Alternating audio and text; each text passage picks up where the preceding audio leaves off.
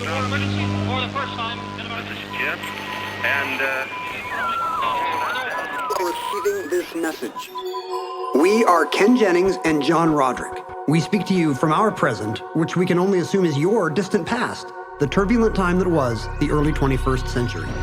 Fearing the great cataclysm that will surely befall our civilization, we began this monumental reference of strange and obscure human knowledge. These recordings represent our attempt to compile and preserve wonders and esoterica that would otherwise be lost.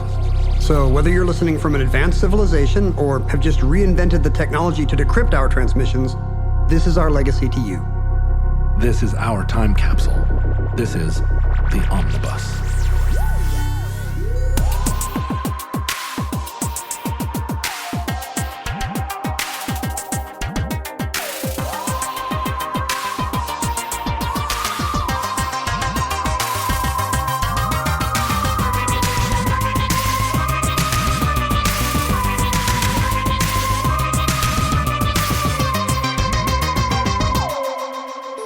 You have accessed entry 1098.LK0506.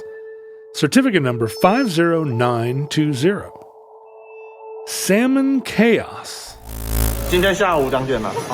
改名字改叫夜鲑鱼。改名叫鲑鱼，只为了参加寿司店所举办的活动。John, you and I have noted before that not all time periods, unfortunately, have been equally represented in the omnibus up until now. I feel like the 1968 to 1978 period has been well documented. I feel like we have plenty of 80s shows too. It might be like 68 to 88. You know, maybe there might be more of those than say 1368 to 1388. We haven't done very many like shows about the Noid lately, so. But you're right. There's been an attempt. We've heard from millenniums and from Gen Z listeners who are like, "Why don't you ever talk about? Hey, what about Boy Meets World? Yeah, how come we never hear about the early days of Facebook? Well, I want to talk about You're Fallout Boy. You're doing your imitation. I was like, what would these people? What would these millennials actually want to hear a show about? Grimes. They want to talk about Grimes all the time. But it's not just that. I mean, it's not just 20th century generations. You know, I feel like if this is a true portrayal of all of human culture and history, there would be just as many shows about the 8th century as there are about the 19th. And instead, every other show is about 19th century America. Well, but I should say that part of the inspiration for this show, when we initially came up with the idea, was a recognition that as we transition from a culture based on things recorded on paper to a culture based on things carried in the cloud, we saw all these things that were not going to make the transition. And they would remain on paper, burned, and eventually decayed into nothing. And so our job was to make that transition. Now, the things that happened in 800 maybe didn't even make it onto paper. And that was some future some past omnibus's responsibility. Maybe they did. Somewhere there's a time capsule, and we're going to open it up, and it's going to be more A and Nazir type stuff. Like, you would not believe what went viral in Macedonia in the year 566. That's interesting. I hope that that's true. I hope that in some cave in Palestine, somebody opens a jar and it's full of the Apocrypha, except the Apocrypha is all about... Yeah. I mean, that's what's a bummer about the Dead Sea Scrolls. You open them up, you're like, look at this. This could be anything. Oh, it's the Bible again. The more of the Bible. More Bible. Was that a complaint we had? There was not enough of the Bible? Remember when they found that Quran in the attic of a mosque somewhere, and it turned out that it was not quite the canonical Quran, and that created a lot of problems. Not for me. But I mean, I was fine with it. among the interested parties. Sure. But yeah, right. Where are the sports statistics that are hidden in a jar? Where are we need more we need more celebrity feuds, maybe. Come on. Like we don't know which relative of the emperor hated somebody in the Sultan's entourage. Like, that's the good stuff. Or for me, descriptions of different kinds of armaments or armaments. What would you say? Armaments? I think you said it right. Okay.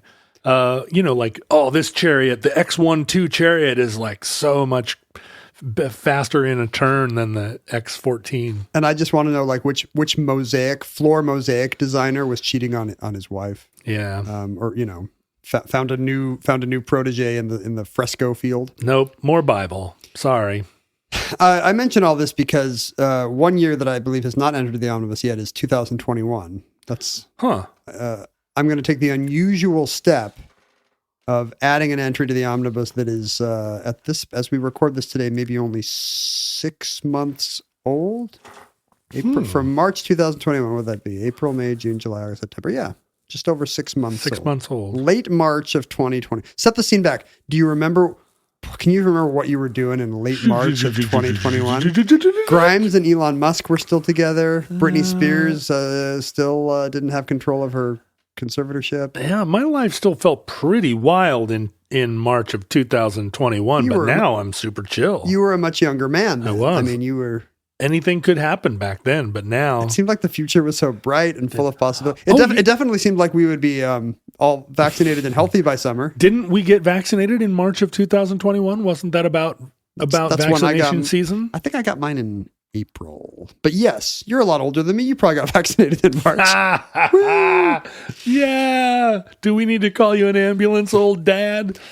There was a story from Taiwan that involved both salmon and chaos. And as a resident of the Pacific Northwest, what are the two things we're into here, John? Salmon and chaos. I mean, as previously discussed, I am chaotic neutral alignment, and I love salmon. Like, you love to eat them, or you love their ecosystem and whatnot? I love their life cycle. As someone who grew up in Alaska, which I don't know if I've ever mentioned on the show before. No, you're from Alaska. Yeah. Salmon play an outsized role in our culture there, and here in Washington, where most of the salmon fishermen actually live year-round. They don't want to live in Alaska for the winter. But you and I, we go to the locks. You and I have gone to the locks before together, haven't we? People are going to think we're talking about locks, LOX.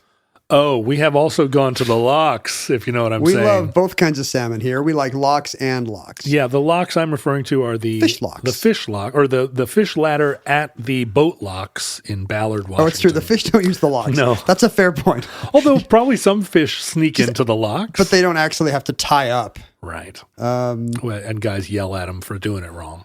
No, there's a fish ladder, a great brutalist fish ladder that you can actually go down in and watch sort of aquarium style through the glass, watch the salmon make their leap. Locks are a little bit sad to me, or the fish ladder there is a little bit sad because, I've now been living in Seattle long enough that I remember big, healthy salmon runs. Yeah. And it's been pretty rough lately due to, what do we think? Habitat loss, and maybe there's something in the water. It's those freaking seals. The harbor seals. We got to eliminate the harbor seals and the orca. They're really eating up all the salmon, so we need The problem is we like the orca. We need to find other ways to bulk up the salmon so the orca can eat their fill, and yet you and I still get to enjoy a salmon-based lifestyle guilt-free. Well, we did the thing where we tore down a few dams. That was good. We restored blew them up. We restored those salmon because salmon can't get upstream. Right. Here's the thing about salmon. They want to get upstream. They have sex on their minds. Yes, they do. And if there's a big cement wall in the way, I mean, you and I have probably had similar experiences in courtship rituals. In trying to have sex and there's a big cement wall in your way. Yes. You know how it is. I do. You know how it be. I do. And I wish to have blown up those dams with my charisma bomb. And it didn't always work, but the State Department of the Interior has access to a better kind of charisma bomb. I think that some salmon runs are in the process of being successfully reestablished, but the one that goes into Lake Washington and then up the rivers, up the Cedar River, still have those fish have a few disadvantages. That's a crazy journey to me. I mean, you think about salmon swimming upstream, but you have to imagine just the logistics of a salmon is in the ocean.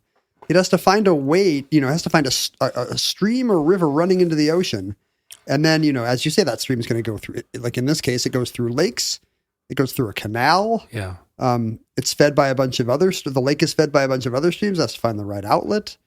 Man. In Alaska, you can be pretty far into the interior of the state, many, many, many, many miles from the ocean. And the salmon run, the salmon are up there. They're still coming. They get all the way up, and big fish in these little tiny creeks. It's a good motivator. Sex. It's crazy. But by the time they get up there, of course, they're not good eating anymore. They're pretty. They've used all their body fat to. That's why they're such a delicious fatty fish. They need all those energy stores to get back to the exact geographic center of the state of Alaska. This is a story about how salmon are good eaten. Yeah, good. It's true. Salmon are a favorite ingredient in Japanese cuisine, in sushi and sashimi. Maybe not it's not their favorite. They would eat more tuna. Yeah. That's to the trained sushi palate. Different species and parts of the tuna. One of my my regular sushi companions really likes the shrimp and salmon, and I really like the mackerel and the tuna. I'm a shrimp and salmon guy, and I think it means I have a child's palate. Well, and so when we get a big sushi thing, I always kind of slide the shrimp and salmon over to her. She slides the mackerel, the oilier fish, over to me, and everyone's happy. It sounds like you and I need to go to sushi. Yeah. Because Mindy and I, neither of us like mackerel much. Oh, wow. So we kind of have to say omakase, except... Oh, no, I'll eat all the oilier the better. But I've spent a lot of time in Basque country, so I've developed a taste for salty, oily. I normally don't mind the salty, oily fishes of Southern Europe. Like my very favorite olive in the world is these anchovy stuffed ones that they used to have at my Seattle market that they don't have anymore. Oh, and I'm outraged. That's something you should take to Twitter and say, how dare they? So I went a couple times and I asked, hey, what happened to the anchovy stuffed ones? And I think they thought it was different people, because the more times I asked, they would be like, oh yeah, 2 other people asked that. And then the next time I would ask, they'd be like, oh yeah, 3 other people have asked that. Yeah, 3 other blonde, they didn't seem to realize it was all me. middle-aged- And then Daffy Duck showed up. But this is one of those grocery stores in Seattle that has like 600 kinds of olives, right? Yes. If I wanted it stuffed with almonds or garlic cloves or any kind of pepper, I'd be fine. But I want salty, oily, pureed fish. When I walk into a grocery store in Seattle and it has an olive bar, I pivot on my heel and amscray. Because I know for a fact that they're not going to have... The sheet cake won't be good. They're not going to have good chocolate chip cookies in this place. They're not going to have enough brands of breakfast cereal. That's my problem. That's right. I love an Olive Bar supermarket, and I love a Count Chocula supermarket, but they're 2 different stores. Yeah. And you gotta hit both, I guess. Do you ever speaking of sushi... Yeah. Do you ever Let's solve talk your... more about sushi. Do you ever solve your sushi compatibility issues with the conveyor belt sushi? So in the south end of Seattle, there are no conveyor belt sushi restaurants. I don't even know which have survived the pandemic. The Blue Sea Sushi is gone, I think, everywhere. The north end of Seattle is where you're going to find your novelty sushi restaurants. There are a couple down... For white people, is that what you're saying? Well, a little bit. Yeah. The fun sushi restaurants. The ones down in the south end are for serious people. The ones up north, a lot of the rolls are going to have cream cheese on them. I think you'll find. There is a place in South Center. I don't know if you know about this place. It's a giant, I think it used to be a furniture warehouse. And now it is an Asian, and by Asian, I mean encompassing all Asian foods, buffet, where you walk in and you pay $17.95 and you can get everything, Mongolian grill, sushi, anything you can Filipino think of. lumpia, sushi, bulgogi, whatever. And it's sort of a thing where you walk around and there's just a bunch of, different colored plates for like, oh, unagi is more than roe. That's the conveyor belt sushi system. Yeah. They just count the colors of your plates when you're done and they know what you took off the belt. And it seems so easy in the conveyor belt place to like, oh, here's a thing I want. And then they count it up and it's like, spent $88. $80 in sushi. But so this one, but it's $17.95 for all you can eat, or maybe it's $24 now. But it's got Is it good? Very bright fluorescent lights in there. And like all my favorite restaurants. And if you are a gaijin, you stand out in the restaurant because it's catering to the diversity of the South End. And it's about... Well, you're also 6'3" with a blonde beard, so... It's about low-cost sushi. So, I mean, yes, it's good. I will eat almost any sushi. I don't have to go to I Love Sushi down on Lake Union and pay $400 to eat sushi. I guess we should explain to the future that in our time, food is not usually brought to your table on a series of moving belts, because maybe they have that. But I mean, in a way, the Gulf Stream is a moving belt that brings seafood to you. that's true. Yeah. Well, it brings seafood to the people who bring seafood to me. It's much more direct in a conveyor belt sushi. But if you are a sentient squid, Yeah, this whole episode is a hate crime, basically. At a conveyor belt sushi restaurant, the food is always circulating among the tables. There's often not a server, or if there is, it's just someone to bring you drinks and a bill. it used to be that you could just sit there and watch people sneeze right on the sushi that was going That's by. why I don't love it. I mean, sushi is a food that I guess is supposed to be room temperature, but it's definitely not a food that was supposed to have been made a few hours ago. Yeah, after it's gone around 3 times, I feel like Right. it should be yanked. And there's always the sense that if this food got to you, it's because every other diner on the other side of the restaurant turned it down. Yeah. And that's not a vibe I want when I'm choosing food. I'll just eat this thing that nobody else wanted, I guess. But my kids thought it was super fun. One of the times I've been to the conveyor belt sushi restaurant was with you and your family when your kids were younger. You and Mindy and Dylan and Kate. I think that Dylan was probably, 10. I mean, it was years ago. We went to where? Blue Sea Blue Sea? Sushi in Which one? Fremont. Oh, And you were like, oh, yeah, let's meet for sushi. And, it was... Are you sure you're not thinking of some other friend with 2 kids? No, it was Because my you kids, guys. my kids did go to that Fremont Blue Sea Sushi, but I did not. So they would often go when I was out of town. Well, maybe I went just with Mindy. Were you and Mindy having sushi? I mean, I probably shouldn't have outed her on the show. No, I'm pretty sure it was one of those where, I think you did go kicking and screaming, but there's an element of you that feels like you're kicking and screaming everywhere you go. Yeah, As soon as you have to leave your house, you're like, here's the problem. I'm not home. do I have to? Even on Christmas, when you invited us to go to your temple, you were like, okay, I guess I gotta go. I got all these responsibilities. There was the conveyor belt sushi kind of matches a lot of the, I've been to conveyor belt sushi in Tokyo, and it really kind of matches the kind of modern, efficient sense of fast-paced city life in bustling Asian capitals. Do you remember the Iron Horse Cafe in Pioneer Square? I never went. It's now a police museum. Yeah. But at the time, Pioneer Square was really the last days of the Old West. I mean, there were still gunslingers down there. And it was a restaurant where it was a hamburger joint, but they would bring your food. Your food would come to the table on a Lionel train that went all the way around the restaurant. And when you walked in the front door, there was a drawbridge that had to open for you to go in. I'm still gasping from the last thing, but I'm going to gasp wider. And then the drawbridge would close, locking you in. And all around in Pioneer Square, seriously, it was like the Bronx is burning down there. Like Hooverville. Really, really nuts. 1975. But there was this choo-choo train restaurant, and we would make a special trip down there. Was it for kids? Like, was it No, kids? it was just a restaurant that this was their theme. Nothing down there. And that was when Chinatown was crazy, too. There was no thing down there for kids. Not a thing within 5 miles if there was for kids. That's why this surprises me. But we loved it. And you'd just sit there, and the train would go by with other people's food, and you'd watch the hamburgers go by. And it was, the train could sometimes extend to 6 flat cars if it was a big table and 6 different people were getting, French dips, and the train would just go, oh, it was so great. Why they ever close it down? And the fact that it's a police museum is such a slap in the face. I think it's time for you to reopen it. Maybe take over one of the closed police precincts here. Hello. And put in a new model train-based restaurant. Take over the East Precinct and make a giant train-themed restaurant. Take that, millenniums. So sushi. Oh, sure. Is not. Sushi is popular all over Asia. It's. But it's a luxury food. It is. It's it's because they.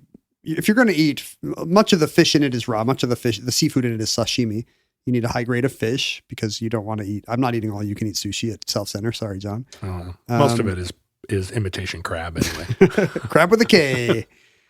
But in Taiwan, there's a popular chain of sushi restaurants called Sushiro. There's 20 different outlets all over the island of Taiwan. The Taiwanese have wonderful memories of the Japanese that they want to evoke all the time with their That's how good Japanese food is, that you're willing to overlook a lot of what happened in southern China. Uh-huh.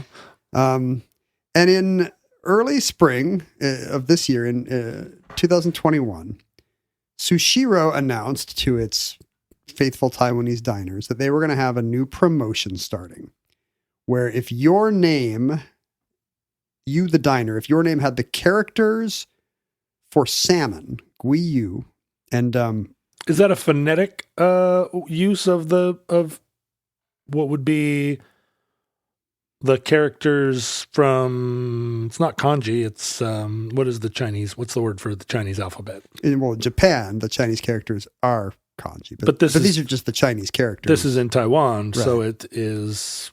What's the alphabet called? I don't know. They just say Chinese characters, don't they?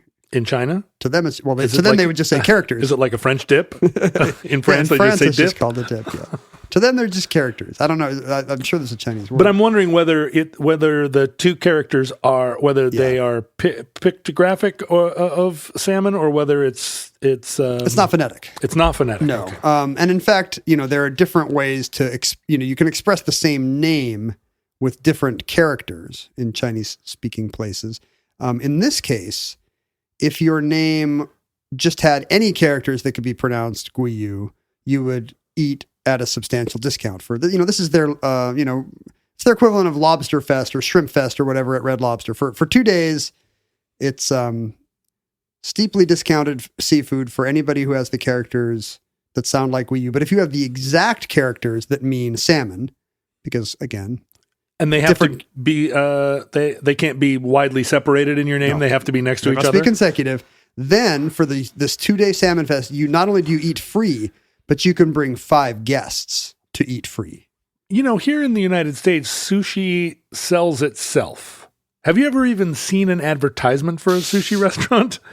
It's like if you want sushi, if you know enough to get sushi, you're not going to be. I don't think a regular person that doesn't eat sushi already Yes. is going to be swayed by a discount. Well, we're not a sushi. culture that has middle brow sushi chains the way we do have kind of middle tier Italian Blue chains. Sea Sushi was one of those. That's true. It seemed like it was a populist. Up on Capitol Hill, there was and is Hana, or no, Hana I think closed. Hana was the closest thing you would get to blue collar sushi. It just was a real like working person sushi restaurant, which was a great asset to the city. And I think it might have finally disappeared. There was a place in Wallingford that had, always lines out the door because you could get, it was just a good deal. Like it was high quality fish, but you could get a chirashi bowl for $13 instead of the Seattle 26 or whatever it was. And I just saw believe they've opened a second one in a closed coffee house, which means there is now a coffee and sushi place in Ballard. You couldn't make a restaurant more for me. So I'm sure this is the point of this story. Was it are those common characters in Chinese names? No, it would not be unheard of to have characters pronounced guiyu, but to actually have the word salmon, the characters for salmon in your name, would be very unusual. I'm sure as it would here in the United States. If your name was Ken, you've got Salmon. Don't you have Ings. Salmon P. Chase, former governor of Ohio and U.S. Chief Justice? Yeah. Like that guy was born in the wrong place at the wrong time. Right. In early 21st century Taiwan, that guy would have cleaned up. But, I'm sure it was just a promotional thing. Like I doubt, we've mentioned the famous McDonald's screw up in the 80s where they would give away free food for every U.S. gold medal in the 84 Olympics. Do you remember this? Oh, vaguely. But they announced it before the USSR and the Eastern European countries boycotted. So the U.S. won all these events that McDonald's thought were impossible. They're like, yeah, you'll get a Big Mac if the U.S. wins a gold medal in, hockey and gymnastics. Yeah, exactly. And then they all happened, and McDonald's took a bath. There was a Haagen-Dazs in the University District that briefly in 1992 offered a free scoop of ice cream to anyone with a facial piercing. Back when nobody had facial piercings, or I guess it was any piercing that wasn't your ears. Why are they trying to encourage this? What's Haagen-Dazs' percentage? Trying to be cool, 1992 in Seattle, And so a group of us went and put clip-on earrings in our noses and went down and... Did they check? Was there a poll test? No, it was just some kid working the counter. You know, we were like, hey, man, give us our free scoop. Because Denny's will make sure it's your birthday. Oh, they will? I believe. Oh. Don't they want to see a license? I don't know. Sushiro wanted to see a license. You would have to show your national ID card to prove that your name was indeed Guiyu or pronounced Guiyu. And, please send in corrections on my Mandarin pronunciation. I'm sure the tones are terrible. I knew a girl, I went to Gonzaga, which we called GU, Gonzaga University, for a couple of years. And there was a girl from China whose name was GU, who was a friend of mine. And it was, maybe her name was Guiyu, and it really was, her name was Salmon. And she was just loving the free sushi? Well, no, she didn't bother to try and pronounce her name to us because we would have screwed it up. Maybe she even did pronounce it right, and I was like, GU? GU, got it. Check. I'm on it. Now, I should say that she made a fort out of blankets under her desk in her dorm room. Should you say that, though? Lived in the fort. Should you say that? I don't know, maybe not. To what degree is that relevant to the sushi chains of modern-day Taiwan? Perhaps John? not, but she was a very charismatic person, and that always seemed to me to be maybe the best. She was one of the best people I ever met in college. Do we know where she is now? No, I lost touch with her. I was in love with her roommate. If you're listening to this now, GU or possibly Guiyu, we don't know how John mangled your name. Yeah. Please get in touch. But maybe you can see where this is going. So you have to show your national ID card to get your free sushi on March 17th and 18th. In 2015, Taiwan had somewhat liberalized its laws regarding legal name changes. Oh, okay. As other Asian countries have. Is that right? Why? Well, just a greater sense of personal liberty and autonomy, less a sense of, look, buddy, you're going to be named what your parents named you. Often in Asia, I believe it's driven by, there's a new trend toward picking auspicious or fortunate names. Oh. It's now allowable to, call yourself number 4. Well, no, I mean, you're still going to pick a name but it won't be unusual. Like, what's testing we'll talk about some of these legal challenges in Europe and the US are often, as you say, somebody that wants to be called number 4 or a punctuation mark. In Asia, it's more like, I went to a fortune teller and he said my business will succeed or my marriage will succeed or my children will get into university if I have a luckier name. Oh. And my current name is not cutting it. So I think that's what brings some political pressure to bear to liberalize these laws, which were previously like, no, like do what your parents said, dummy. Like this is a Confucian culture. If your parents wanted to name you Guiyu, they would have named you Guiyu.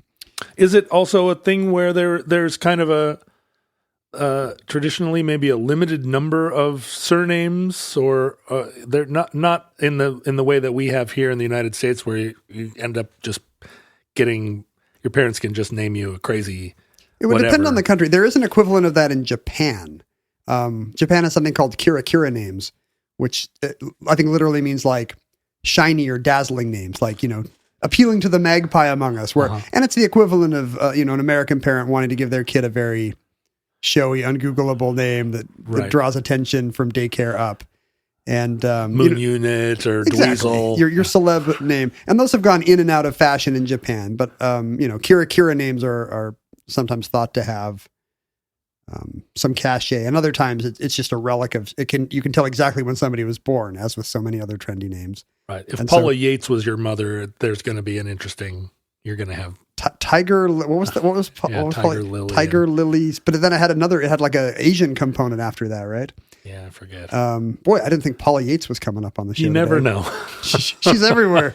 Bob Geldof, he's watching us from afar. And so when Taiwan liberalized their laws in 2015, crucial to the change was that you could now change your name 3 times. In your life. In your life, you get 3 name changes, which seems extremely generous. I've not even changed my name once. The average is certainly very close to 0. Yeah. The median, I guess. Or, the mean.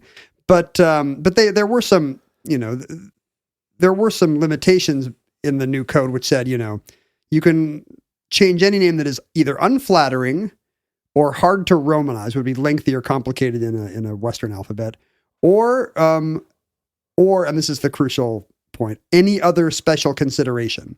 So there's a bureaucrat sitting at a desk who gets to decide whether your old name was was too dumb or too long. This is true in many cases, including in the United States, as we will see. Right. But in Taiwan, this special consideration clause really just became an open door. Like that's the loophole that you can drive the world's Sushi largest truck Asian car through. Right. I was like, wait, what is a large Asian car? Well, what's that one in Japan? The limousine, the handmade limousine that they made unchanged for many decades. Oh, I didn't know this. There's some Japanese legacy limo. Wow, maybe I should do an omnibus on it. Maybe we should stop this one. We haven't got that far.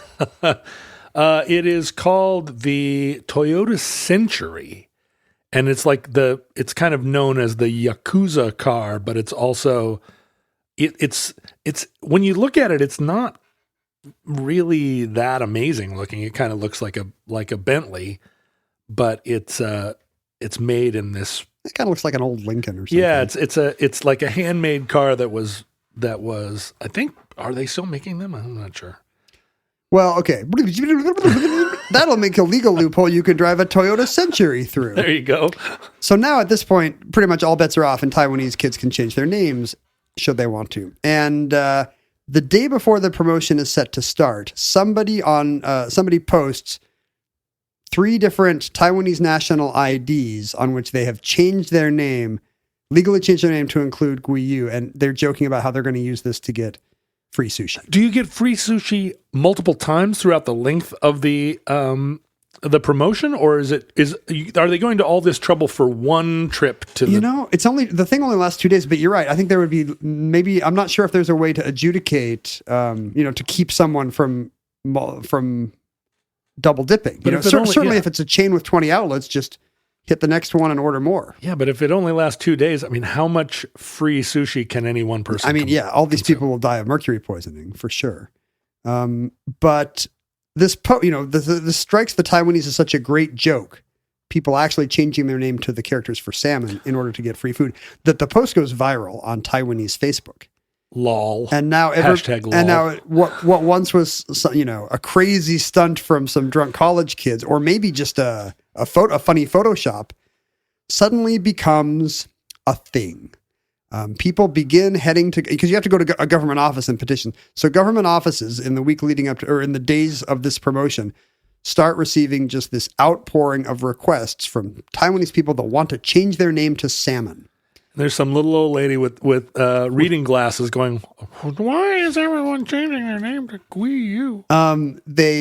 People begin changing their names to longer and longer because as long as the name contains salmon, you're good. So people start posting their own new ID cards, and they're trying to one up one another, Well, I'm Salmon Prince. Well, I'm Dancing Salmon.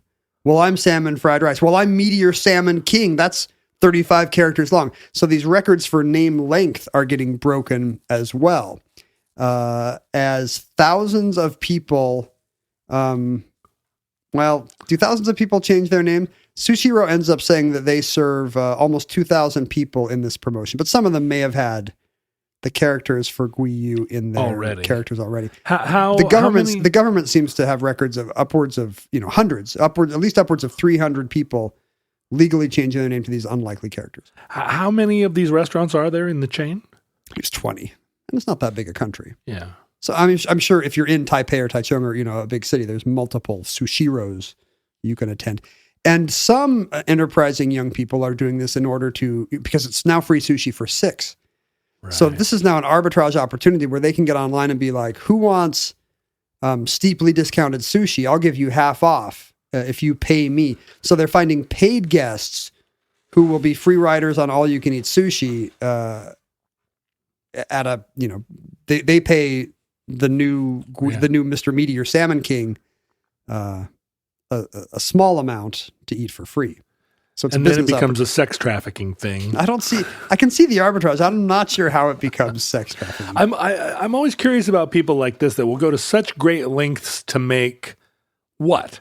What is this? At the most, you're going to make $100? It looks like you're going to have to at least go to their equivalent of the DMV twice. Like, is that really worth making $100 on your sushi hustle? It's like people selling an old chair on Craigslist for $15. Like, just having put it on there, it cost you more in blood, sweat, and tears than $15.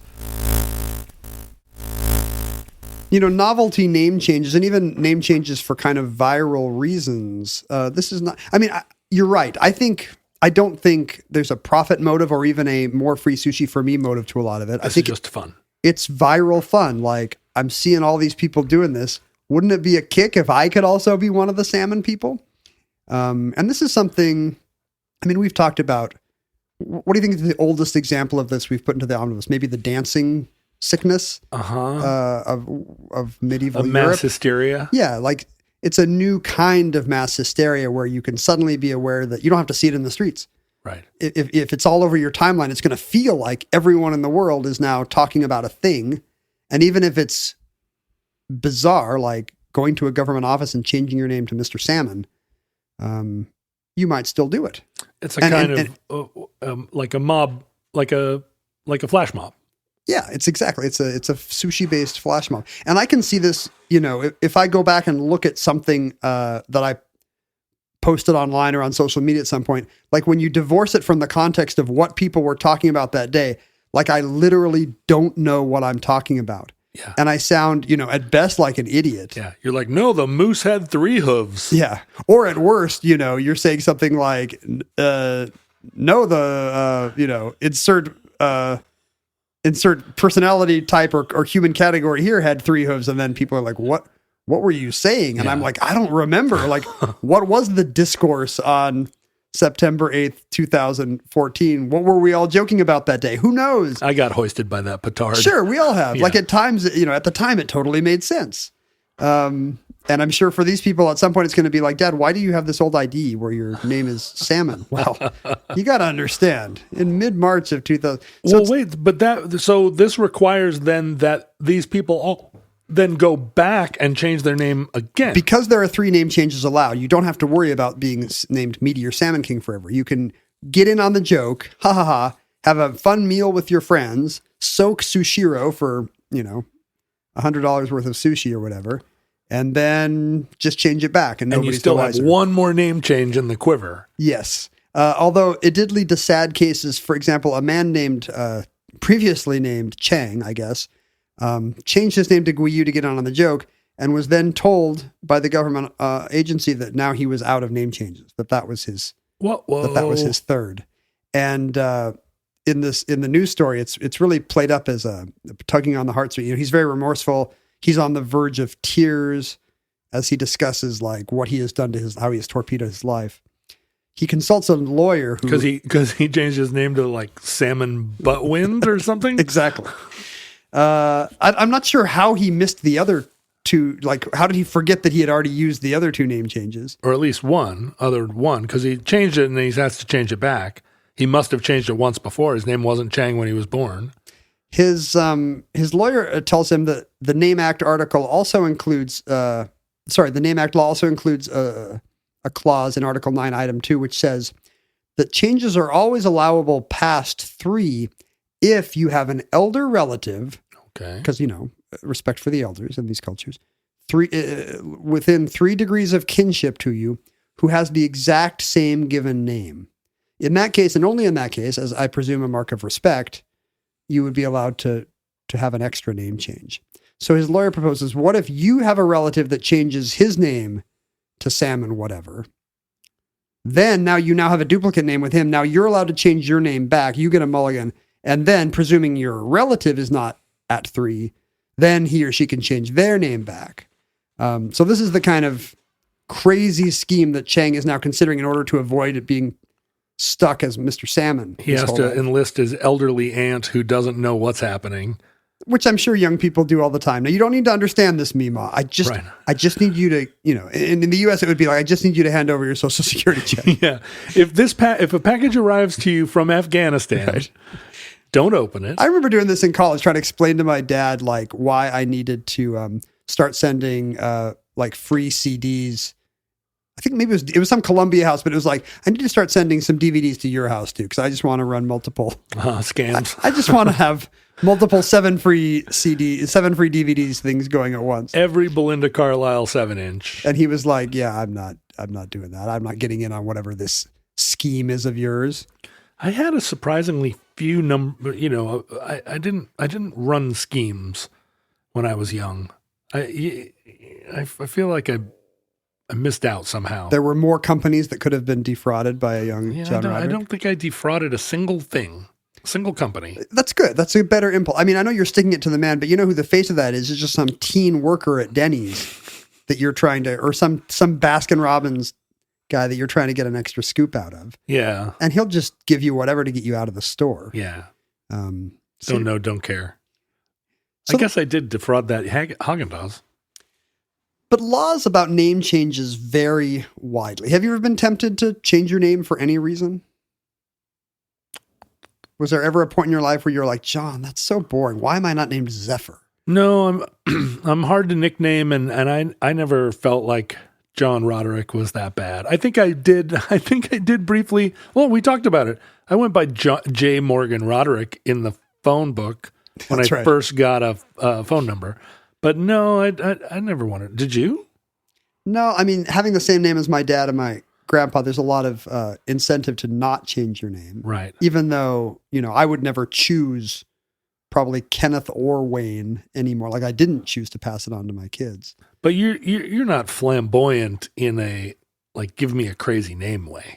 No, but young people increasingly are. It's as I mentioned, it's a trend in baby naming now that you try to choose something precious and special, and that could cut both ways. I mean, it leads to a culture in which we, the rarity of a name is equated with its value.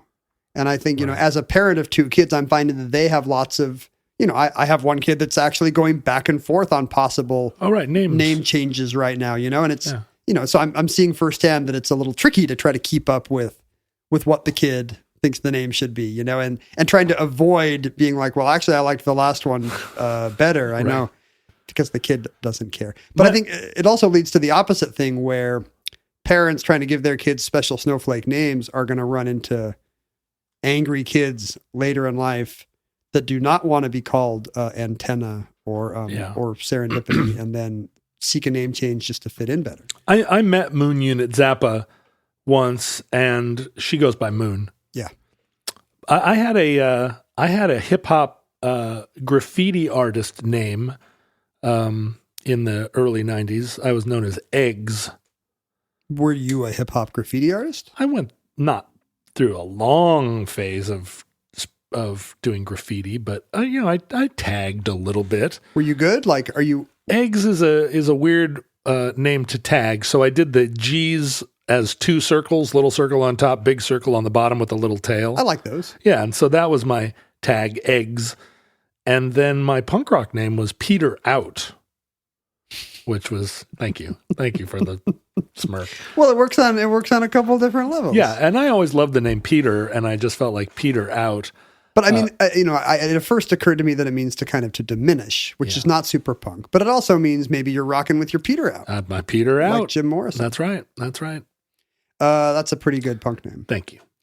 I I published a few zines, and my byline was Peter Out. So there's a lot more novelty and vanity naming and name changing going on than before. And cultures react differently. Like in Europe, they're a little bit more old-fashioned, and courts will actually tell parents, no, you cannot France will say, no, you cannot put Nutella on the birth certificate. No, really? You And can't name your child Sarma Zegatuza? Nutella is an actual case. They will, what was it? Like fraise, the French word for strawberry, was turned down by the French bureau in charge of population. You couldn't name your daughter Strawberry? No, which, in the U.S. would, rarely, that wouldn't even raise an eyebrow in a Bay Area classroom. But they don't let you say hamburger either. There was recently a few years ago, a high-profile case in New Zealand. When was this? 2008. You might have heard about this. I don't know. It seemed to come out of a vicious custody battle. A divorce and who gets the kid. And it was a 9-year-old girl named Tallulah Does the Hula from Hawaii, which is a bit much. And usually they're not, even novelty names are usually not a complete sentence with a prepositional phrase. I'm going to give that to Roy Kent. What a hip reference. The futurelings will get as long as you don't swear on the show.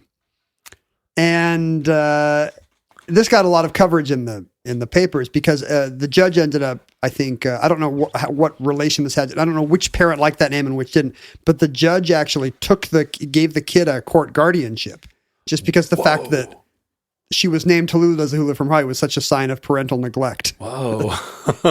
And the articles often come with a list of which names had or had not been allowed in the New Zealand courts. You are apparently, there's not, because nobody looks at precedent really. So there are kids in New Zealand named Number 16 Bus Shelter. Multiple kids? Presumably where they were conceived. Just one. Yeah. There are kids named Number 16 Bus Shelter, Midnight Chardonnay, and Violence. Names that have been turned down by either judges or bureaucrats are Fish and Chips, Yeah Detroit, Stallion, Twisty Poi. Stallion? Seems like a... That's because you're just thinking of them as band names. Yeah. Like Italian Stallion, Rocky Balboa. Twisty Poi. I can't read my own. Keenan Got Lucy. No. Or Especially if his parents are named Keenan and Lucy. I hope not. Sexy Fruit. No. The judge agreed in New Zealand. There are known sexy fruits in New Zealand. How would you like it if you were named after where you were conceived? That would haunt you every day of your life. Like, my name is Air Mattress. Yeah. The flight to Mexico. And that's generally the justification given when courts rule against names, that it's an act of cruelty against the future child. Right. And of course that's impossible. Maybe the child would love to be called Sexy Fruit or Twisty Poi. We don't know. It's hard to think of what diagnostics a judge would use to determine. Well, if so, they can always change their name to Sexy Fruit or Twisty Poi when they get older, unless that's against the law. Well, it's hard to say which of these names makes you more popular in a second grade classroom in the year 2028. You're trying to predict the future. Will it be a social liability to be called Yeah Detroit? Or will you be the toast of daycare? What a cool punk name that is! Yeah, Detroit. So in Taiwan, are there any statistics on how many people decided after they'd named themselves like Heroic Salmon Rocket, they just decided to stay Heroic Salmon Rocket? There is no record of anybody staying. Everybody went except for maybe Chang, who could not and had to work out a scheme. Everybody wanted to go back. Oh, nobody. If you're in a culture where names are held to have a lot of superstitious, not superstitious, but spiritual power and meaning and ability to actually change the flow of fate and destiny for you, you don't want to risk being named Salmon Prince. Well, no, but maybe if it was like the greatest salmon ever or something, you could see, well, maybe not. In the United States, there are 46 states in which you can change your name without any paperwork whatsoever. Like you just decide? Yeah, legal name change constitutes what you say it is. But at any point, if it's ever challenged, there are legal standards involved. Courts have generally held that the 14th Amendment includes in its penumbra the right to call yourself whatever you want. However, in cases where it's fraudulent, frivolous, or immoral, judges have routinely denied name changes. They're more worried about actual demonstrable harm. Like, is this person changing his name to try to confuse someone or, perform identity theft essentially on a celebrity, in hopes of, in hopes of, or, a name that will incite violence. Racial slurs and obscenities have always generally been no-go, but not always. There's an interesting case from 1992 in Ventura, California, where a 65-year-old man wanted to change his name to Mr. Radical ID'd Super N-word, except not the N-word, the racial, not the word N-word, the actual slur. He was a black guy. He was a black guy, and when asked about it by the paper, I haven't read an interview with him. I don't know if he's, a prankster or a nut job or a militant. Right. But when asked when quoted in the paper, he said, it's what you would expect. He wanted to disarm the word of its power. Right. And, nowadays with racial dynamics being what they are, he thought this was the only way to do it. That was a thing. And the court denied it. And so he went back and said he wanted to be called Mystery N-word, but the second I in mystery would be silent. So in other words, Mr. N-word. What if and that was denied again. What if I change my name to IHateKenJennings.com? Yeah, so defamatory names. The judges have a lot. There's a lot of judicial roulette here. Like, there's a famous case where somebody tried to change their name from Martin to Messiah and landed a conservative Southern judge who said, in the decision, there is only one Messiah and his name is Jesus Christ. Whoa, harsh. And therefore, and denied the petition. This harsh judge, realm. The judge was later, whatever you can do to a judge in that stage. Disrobed. The judge was disrobed. Yes. De-wigged, fired, whatever it was, because of that decision.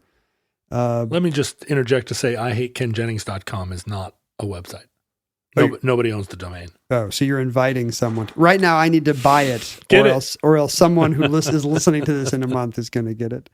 But I love going through the list of name changes that have been allowed or disallowed by judges in the United States. Well, wait. Now, you said earlier that anyone can just say that they have a new name, but isn't that a problem at the DMV and at the bank and at TSA? I mean, at what point can you go to the DMV and say, my new name is I Heart Huckabees?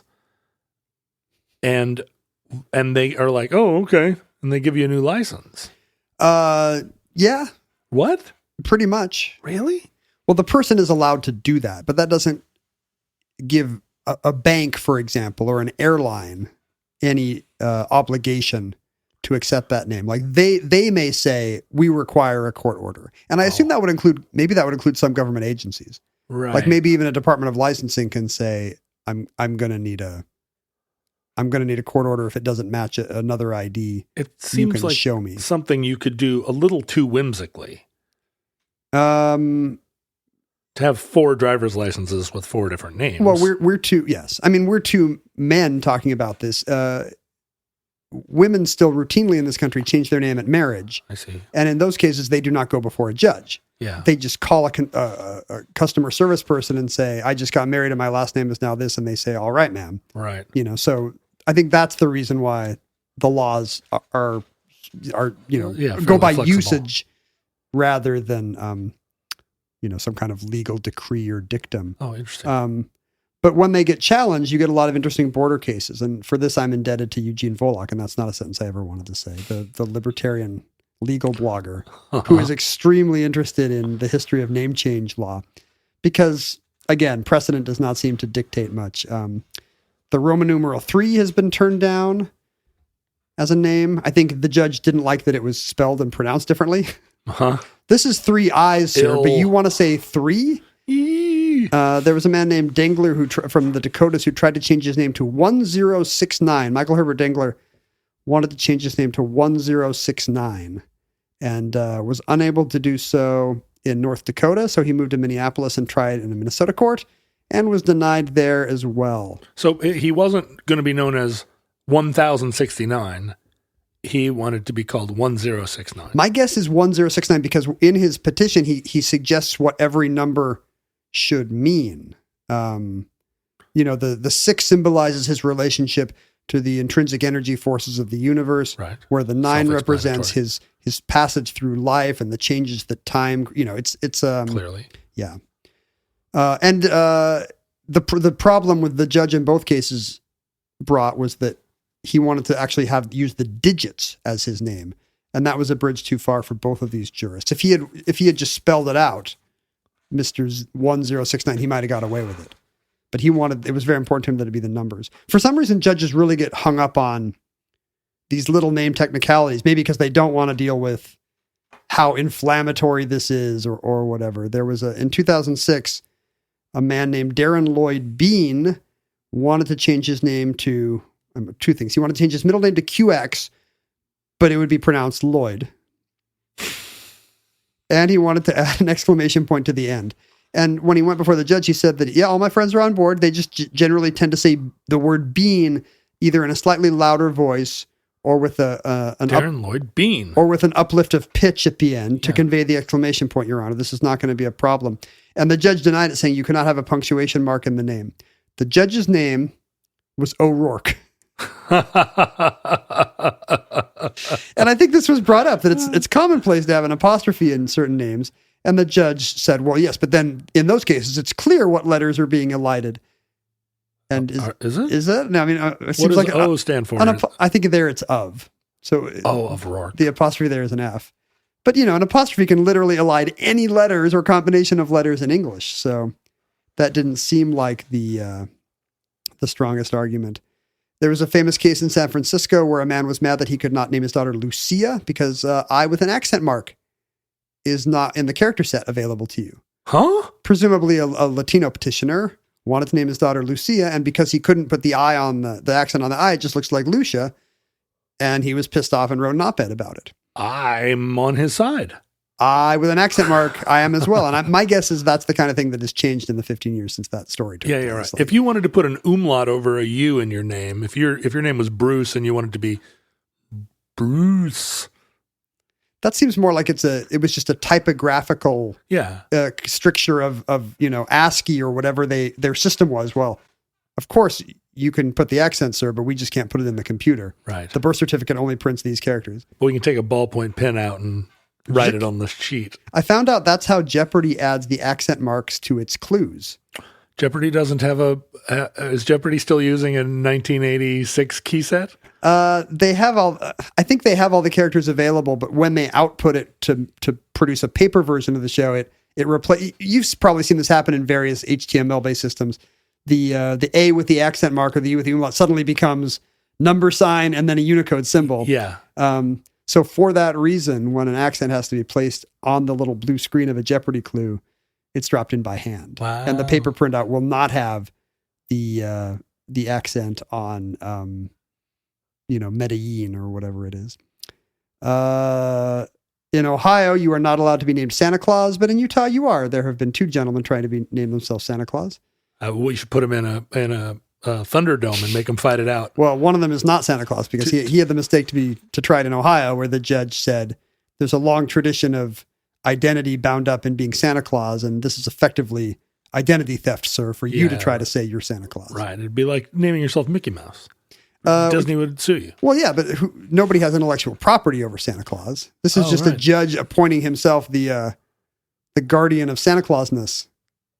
Not like the judge in Miracle on 34th Street who was trying to avoid being the arbiter of I feel like Santa Claus. 2 Santa Clauses enter, 1 Santa Claus leaves is something that I would pay to see. The criteria are often extremely loose. A woman in Pennsylvania tried to change her name to just Mary R, turning her last name to R, and the judge just could not countenance that in our society. He said for someone to just have a letter instead of a last name would cause, quote, repeated suspicion and distrust. Yes. Madam, I must protect your future self from all the suspicion and distrust you will receive when your name is R. She could have just spelled it AHR. A lot of this seems to be, now that I think about it, a lot of this seems to be relics of a kind of pre-multicultural America where we think of a good, solid Anglo-Saxon name that you've heard of as a requirement for a good, respectable life. Robinson? What do you mean? Isn't it Robinson? What is that, some French name? Whereas today, I think we know very well that it's in bad form to even remark on somebody having a hard to pronounce name or, because that's a microaggression that somebody with, say, a lengthy South Asian name will just get all the time in life and will have to patiently, correct or explain to clerks a bajillion times. Everybody in Washington State can say Tui Asasopo, but that wasn't true in 1980. And really, when we say, what an unusual name, or even, can you spell that for me? What we're saying is, I could easily spell a name that long in my culture, but yours is the weird one. Yeah. My favorite case was in 2003. A woman who worked for PETA, People for the Ethical Treatment of Animals, was like probably most of their employees, was a passionate 23-year-old young woman who really believed in her vegan lifestyle and the inherent virtue and superiority of it. I would say don't stereotype, but no, you're dead on. Well, we're going to see in a moment she was not alone. She asked the court if she could change her name to goveg.com,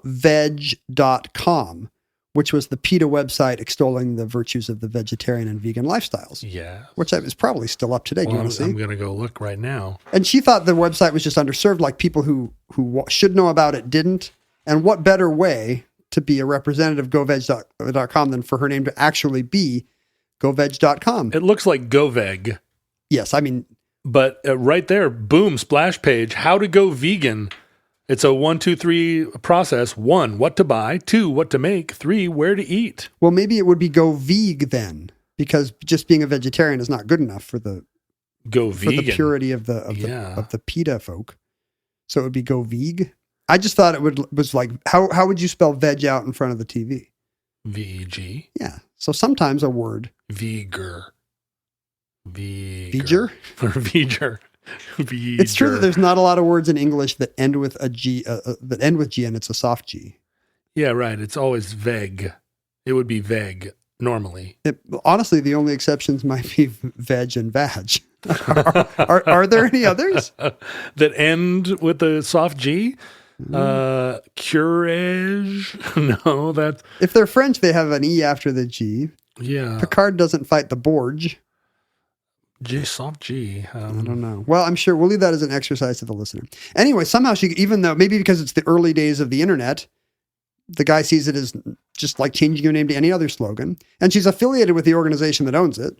So the courts agree that she can be named goveg.com. And in fact, some of her coworkers who also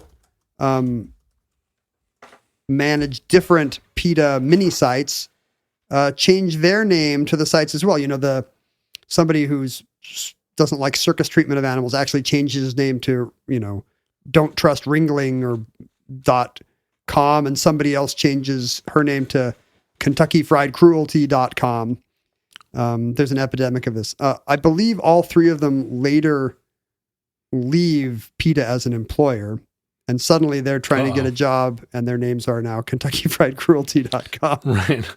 And they got it tattooed on their face. They all changed their name. I mean, Tracy Jordan's number one guy is named .com. Yeah, but I don't know did you think he legally changed his name? I assumed Grizz and .com were nicknames. I always assumed that they changed their name. I don't know, maybe not. I mean, really, most people with odd names probably are just using they're probably using them as nicknames. They probably never tried to get new ID or open a checking account under that name. I have a friend who just changed her name, or just changed her legal name. For marriage or for other reasons? No, for other reasons. She was divorced and got rid of her old name, and while she was at it, gave herself a new first name too. And it just like a couple of weeks ago, got a new everything. And what's the etiquette? Send out an email. Hey, by the way, I'm going by. I think so. Send out an email from your new email address, so all your friends are like, "Who's this email from?" And if this is okay to ask, it wasn't no identity or pronoun kind of change was involved. She just had a name she liked better.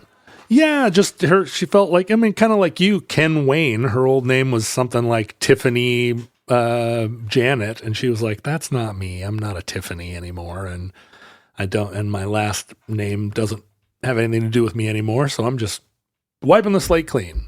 And my new name is going to be IHateHuckabees.com. Did she pick a name that was unusual? Was it a Kira name? Yeah, it's not a name that I'd ever heard of before, and it sounds vaguely.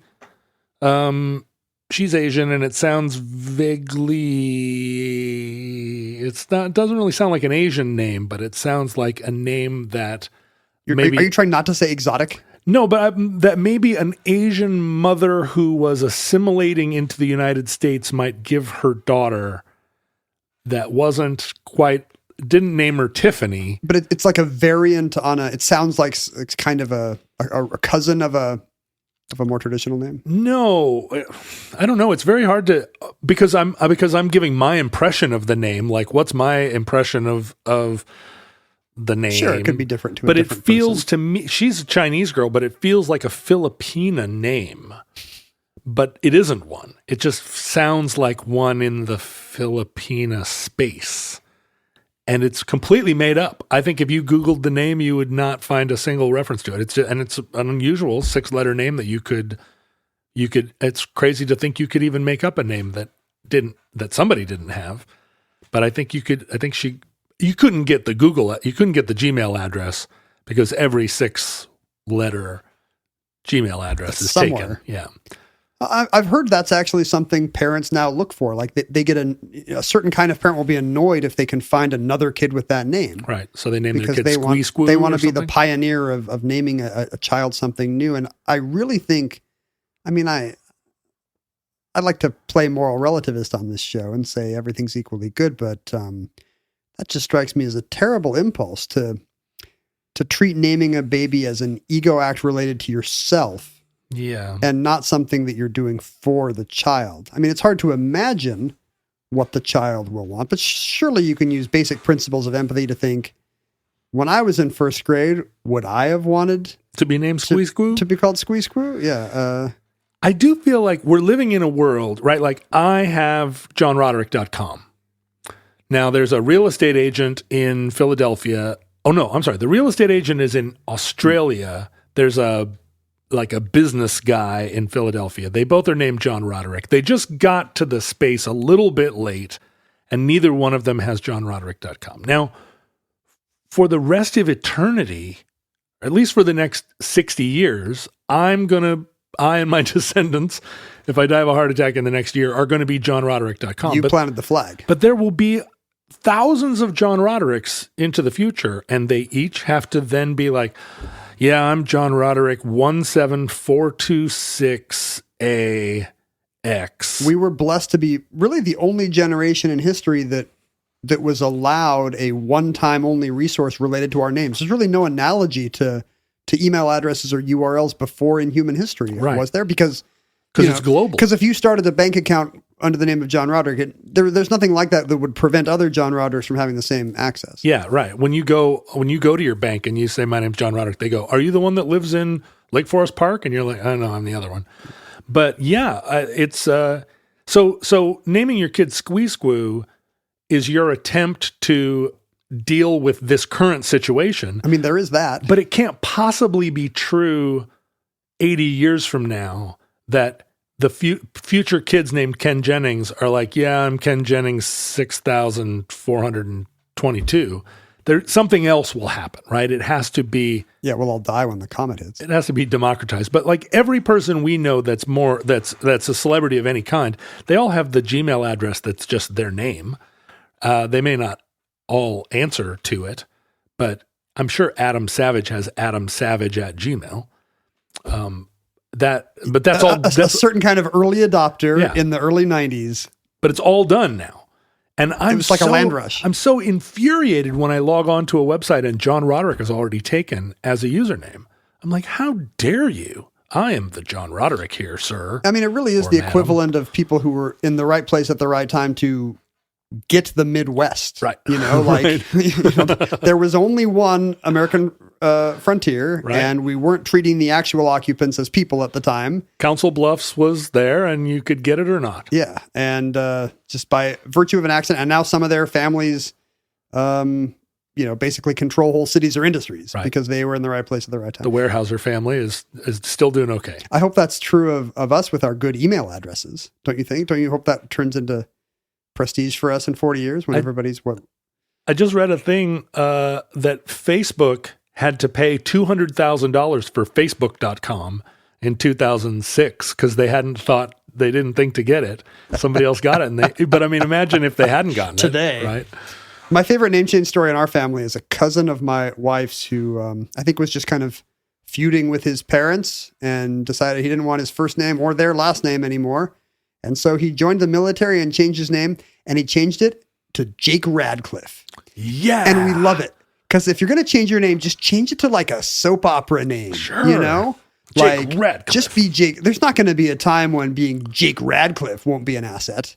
That's never going to go away. Well, when I think about it, this is a huge thing in Hollywood, right? I mean, you change your name to Sam Hawke because your real name is something a little too syllabic or too ethnically specific. Sure.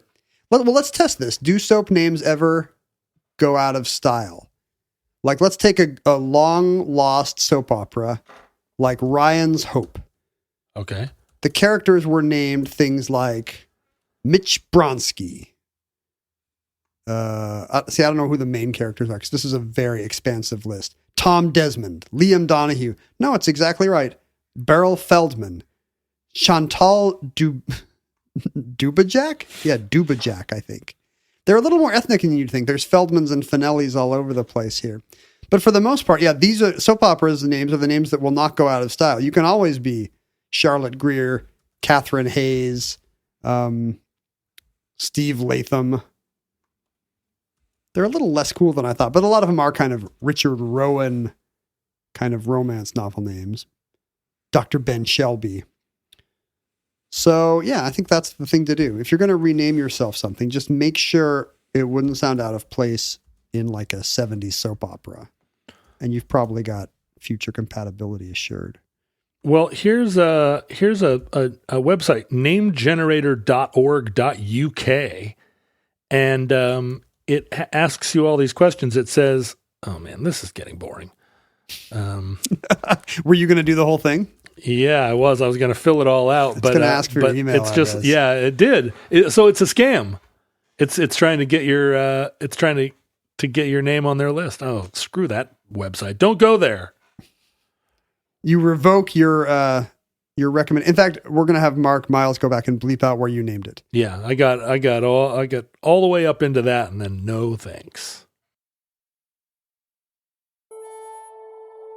And that concludes Salmon Chaos, entry 1098.LK0506, certificate number 50920 in the omnibus. Futurelings, in the unlikely event that social media still exists in your era, you probably will have a clever name because you're tired of being John Roderick 172XL. Names may be obsolete. Squeezquo.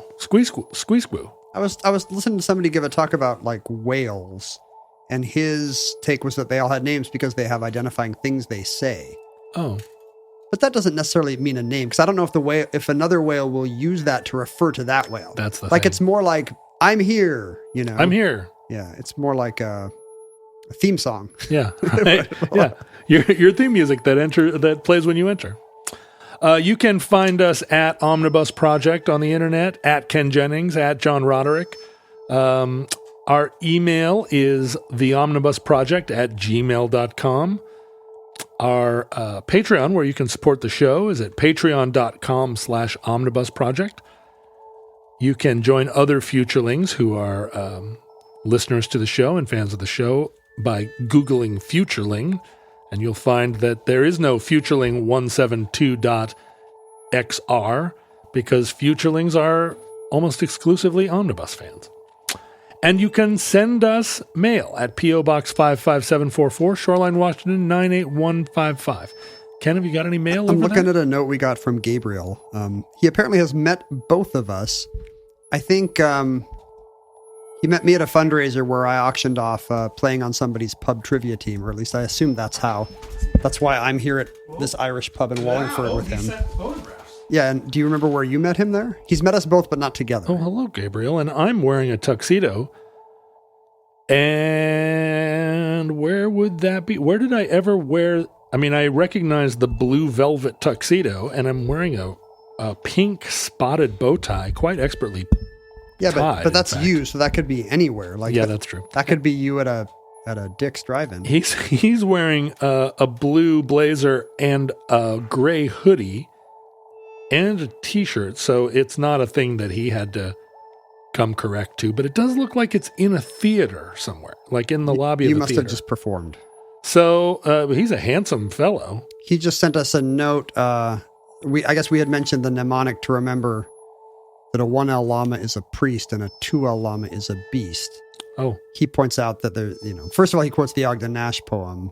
What is it? I would bet a silk pajama. There isn't any 3L llama. But inside he improves the joke by saying a 3L llama is a big fire in Boston. It took me a second. That's nice. 3L llama. Yeah. It's good. Yeah, that's good. I like it. Thanks, Gabriel. Yeah, thank you, Gabriel. And Yeah, it was easy for Ken to identify the picture because he's at Murphy's. Why else am I in a bar? I'm going to say that picture was taken at Town Hall. Let me see the lobby. Or it might be an art museum. Does that look like Town Hall to you?